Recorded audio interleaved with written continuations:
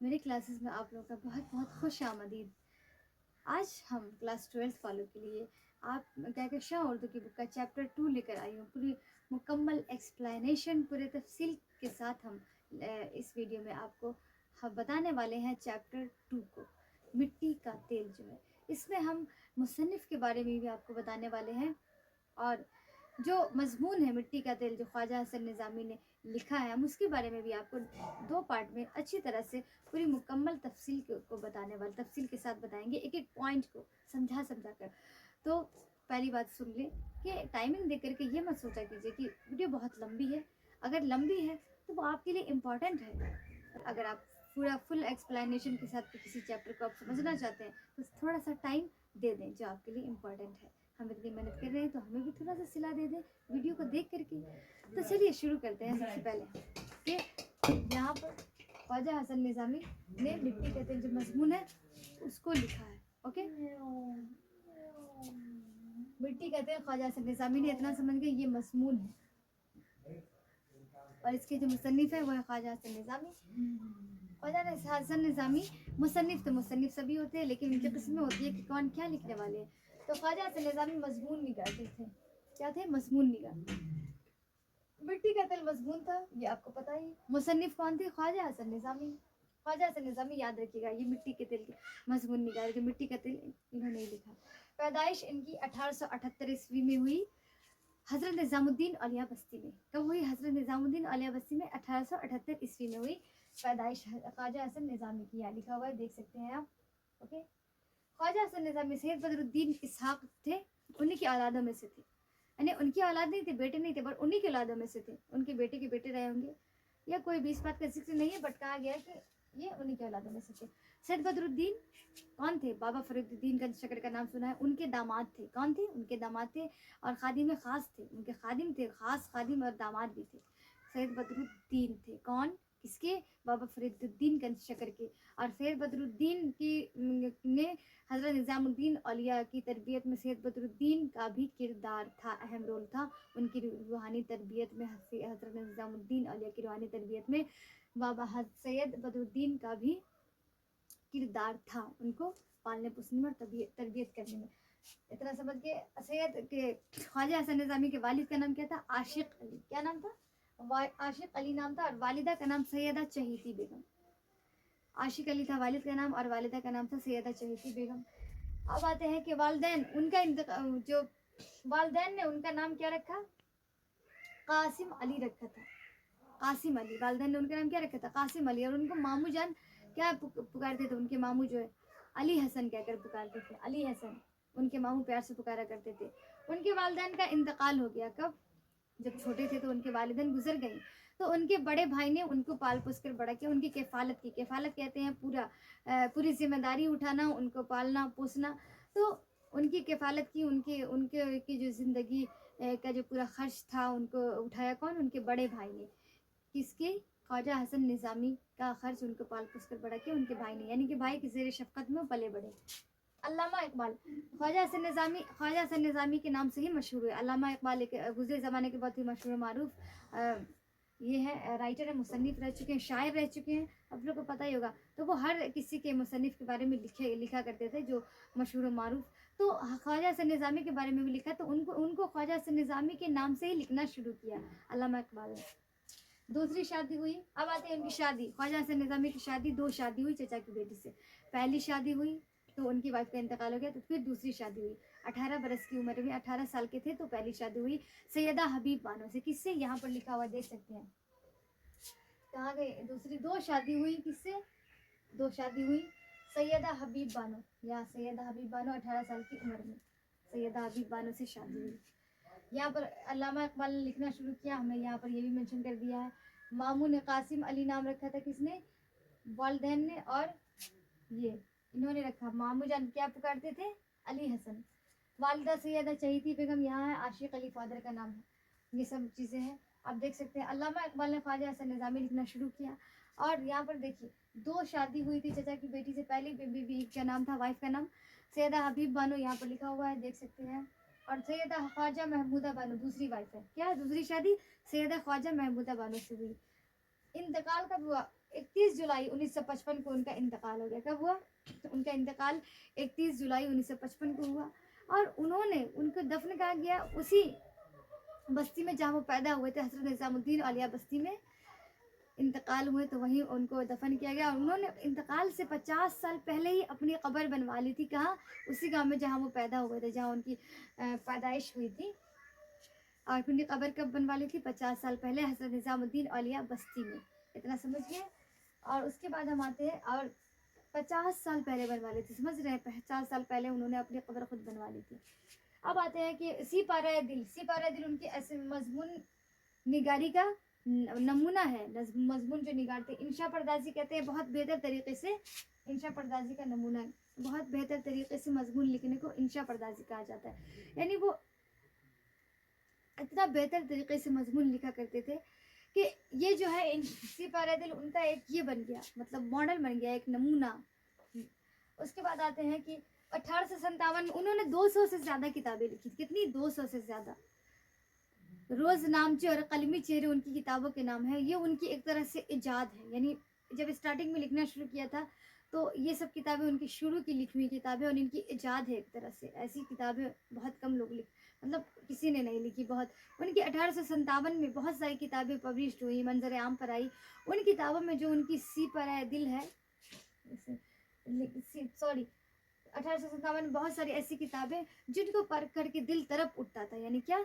दिल तरफ उठता था। ऐसी किताबें ये लिखते थे। सानहे वाली ज़िंदगी में बहुत सारे लोगों की ज़िंदगी, मतलब जितने भी ज़िंदगी में सानहे हुए, हादसे हुए, गम से भरी बहुत सारी बातें, ऐसी ऐसी किताबें उन्होंने, मिसाली किताबें लिखी कि दिल तरफ उठता है। समझ रहे हैं आप?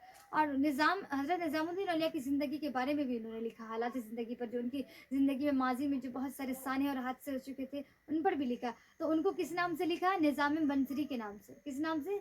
निज़ाम बंसरी। इनकी ज़िंदगी कैसे गुजरी? तो बहुत ही परेशानियों और मुशक्क़त भरी इनकी ज़िंदगी गुजरी है ख्वाजा हसन निज़ामी की। ओके, ये समझ गए। ये ख्वाजा हसन निज़ामी का पूरा मैंने मुकम्मल तफसील आपको बता दी है, ये आप समझ गए। अब आते हैं हम मिट्टी का तेल। मिट्टी के तेल में उन्होंने क्या बयान किया है कि मिट्टी के तेल में यहाँ पर इन्होंने कहा गया है कि 4 अंसर जो इंसान के लिए बेहद ज़रूरी है: आग, हवा, पानी, खाक। लेकिन खाक को सबसे ज़्यादा क्या समझा जाता है? खाक को बहुत हकीर जलील, एकदम कमतर समझा जाता है कि ये है क्या। खाक को सबसे ज़्यादा जलील समझा जाता है। अमेरिका का रॉक फिलर मिट्टी के तेल से ही बदौलत, मिट्टी के तेल की बदौलत आज बेइंतहा दौलत का मालिक। यानी मिट्टी का तेल जो एक खाक से निकलता है। मिट्टी का तेल इंसान को बहुत सारी चीज़ों में काम देता है, लेकिन फिर भी लोग इसको हकीर समझते हैं। अब आते हैं कि मिट्टी का जो तेल है ये कहाँ से आता है? खाक से ही निकलता है ना, ज़मीन से। तो खाक को इंसान, पहले हम खाक की बात कर लेते हैं कि मतलब कि उसको क्या समझता है। ये जो खाक है, मिट्टी, ये हवा की झोंकी उसको उड़ा उड़ा के कहाँ ले जाती है। इंसान उस पर चलते हैं, दौड़ते हैं, इसको रौंदते हुए चले जाते हैं, लेकिन मिट्टी जो है, मिट्टी खाक, वो उफ तक नहीं करती। ये बहती हुई दरिया के साथ बहती हुई चली जाती है मिट्टी, लेकिन उफ तक नहीं करती। और ये लाख लाख शुक्र अदा करती है खुदा का कि मेरा लाख लाख शुक्र है कि ये जो इस दुनिया की इतनी सारी चीज़ें हैं ये मेरे वजूद से पैदा की गई हैं। इंसान का वजूद भी मेरे वजूद से बना है, और फिर इंसान मर करके मेरे में ही फना हो जाता है। मतलब मुझे खालिक कायनात ने ऐसे, मतलब इतना खुशनसीब हूँ कि ऐसा बनाया कि मैं लोगों को फ़ायदा देता हूँ, लेकिन मैं लोगों से फ़ायदा ढूंढता नहीं, बेगर्ज होकर के। क्योंकि अल्लाह ताला ने सलाहियत दी है। मिट्टी कहती है शुक्र अदा करके कि मुझे अल्लाह ने सलाहियत दी है कि मैं लोगों को फ़ायदा पहुँचा सकूँ बेगर्ज होकर के, और मुझे कोई गर्ज नहीं, मैं फिर भी लाख लाख शुक्र अदा करती हूँ। लोग इसके ऊपर आतिश जलाते हैं, मतलब कि आग जलाते हैं, उसकी तपिश से ये जो है झुलसती रहती है, लेकिन उफ तक नहीं करती। तो मिट्टी के बारे में कहा गया, लेकिन फिर भी मिट्टी लाख लाख खुदा का शुक्र अदा करती है हर हाल में कि कोई बात नहीं, हमें अल्लाह ताला ने पैदा ही इसलिए किया, हमारे अंदर इतनी ताकत है कि हम लोगों को फ़ायदा पहुँचा रहे हैं, और हम बर्दाश्त कर रहे हैं उनके जुल्म को जो इंसान उस पर करते हैं, लेकिन फिर भी वो लाख लाख शुक्र अदा करती है अल्लाह ताला का। इस नाचीज़ खाक की तह में वो नायाब ख़जाने, यानी कि नायाब ख़जाने, मिट्टी में कितने सारे ख़जाने हैं। मिट्टी, तेल निकलता है मिट्टी से, सोना, लोहा, चांदी, बहुत सारी चीज़ें ऐसी हैं जो ज़मीन से ही निकल रही है और इंसानों को फ़ायदा पहुँचा रही है। इंसान इसको इस्तेमाल में लाकर एक महज़ूब इंसान कहलाता है। ये जितने भी तेल हैं इस दुनिया में, मोतिया, चंबेली, जो भी हो, वो सबसे ज़्यादा कम था, इसको समझा जाता है। लेकिन मुकाबला करके तो देखो तो मिट्टी का तेल इसको मात कर देता है। मिट्टी के तेल को कोई मात नहीं कर सकता।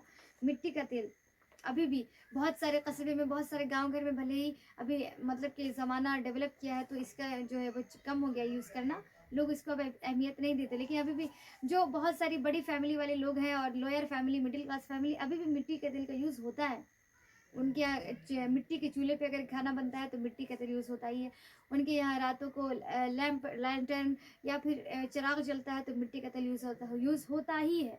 बहुत सारे कस्बे में, बहुत सारे इलाके में अभी भी मिट्टी का तेल इंसान को बेगर्ज होकर के फ़ायदा पहुंचाता है। कैसे? देखिएगा, देखिए ज़रा हम बताते हैं कि पुजारी को पूजा करने में, और इबादत गुजार को अल्लाह ताला की इबादत करने में, वाज जल से कथा होते हैं रातों को तो ये उसकी रोशनी करने में मदद देता है। बूढ़ों को ठोकरों से बचाता है, बूढ़ों को ठोकरे से बचाता है। लड़कों को सबक पढ़ाता है। इंसान जो सबक पढ़ते हैं, रातों को पढ़ाई करते हैं, उसमें भी ये मिट्टी का तेल क्या करता है, इंसान को मदद करता है। अब आते हैं कि इसकी बात कि कोई इंसान किसी के गम में, किसी की जुदाई में पूरी रात रो रहा होता है, लेकिन और कोई उसके पास नहीं होता, तो मिट्टी का तेल जल जल कर उसके साथ फना होकर के, यानी कोई चिराग जल रहा है, वहाँ पर आप बैठ करके रो रहे हो चिरागों की रोशनी में, और वो मिट्टी का तेल क्या होता है, जल जल कर उसके साथ फना हो जाता है और उसका शरीक गम बनता है। कौन? मिट्टी का तेल। लेकिन जब इनसे सवाल किया जाता है कि लोग इससे इतना इस्तेमाल करके भी, और इसकी जब खुशबू आती है तो लोग नाक ढक लेते हैं, इसको अहमियत नहीं देते। और लेकिन मिट्टी के तेल से मतलब कहा गया है इसमें कि मिट्टी के तेल इतना मतलब कि अपने ऊपर इतने जुल्म सहती है, इतना दर्द सहती है, लेकिन ये उफ तक नहीं करती। तो इसका कहती है कि अल्लाह ने मुझे भी वो ताकतें दी है कि हम कर सकते हैं बुरी ताकतों का इस्तेमाल। हम भी इंसानों को बता सकते हैं कि हमारे साथ इस तरह से मत करो, हमें ना जलाओ।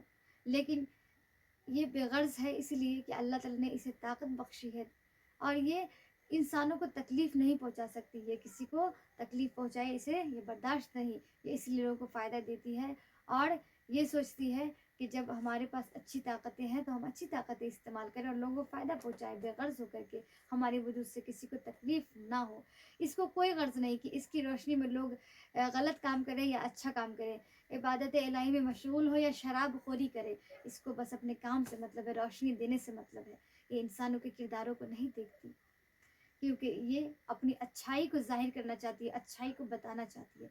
लेकिन इंसान ऐसा नहीं करते हैं। इंसानों से इसको मुशाबा किया गया है, ख्वाजा हसन निज़ामी ने मुशाबा किया इसको कि इंसान के अंदर भी बुरी और अच्छी ताकतें हैं, लेकिन इंसान ज़्यादा बुरी ताकतों को इस्तेमाल करता है। अगर वो भी अच्छी ताकतों का इस्तेमाल करने लगे जिस दिन से, सिर्फ और सिर्फ अच्छी ताकतों का, तो वो इंसान एक इंसान कहलाएगा। पूरा मुआशरा, पूरी ज़िंदगी, पूरी फैमिली, यानी कि पूरा देश, पूरा शहर बदल डालेगा अगर ये भी मिट्टी के तेल की तरह से बेगर्ज हो जाए। लोगों की भावना और जज्बातों को समझे, फीलिंग्स को समझे और उसको ठेस न पहुंचाए। तो ये रहा आज का चैप्टर जो मुकम्मल हुआ। अब हम आते हैं क्वेश्चन आंसर पर।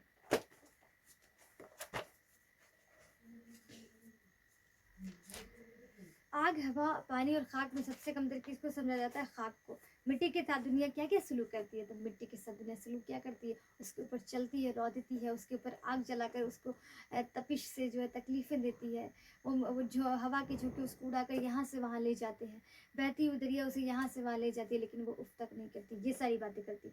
चंबेली और मोतिया के तेल से भी मिट्टी का तेल है। कैसे? इसलिए कि मिट्टी का तेल बहुत सारी चीज़ों में हमें काम देता है। ये इसके मुकाबले में मोती और चंबेली का तेल खड़ा नहीं हो सकता। ये रातों को रोशनी देता है लोगों को, पुजारी को पूजा करने में, चोर को चोरी करने में, और पुलिस को चोर पकड़ने में।